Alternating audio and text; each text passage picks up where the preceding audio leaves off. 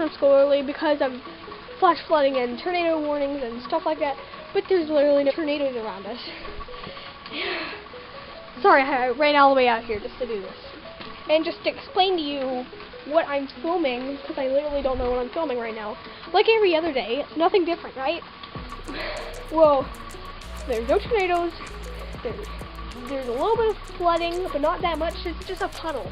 And usually you don't see puddles like this very often. But that's pretty cool, right? You know, it's really loud, there's a lot of rain, it's been raining all day. Well, so, that's pretty much it. I don't know what else to say, except that we just got totally just rained, exclamation point. Pretty cool, right? Yeah.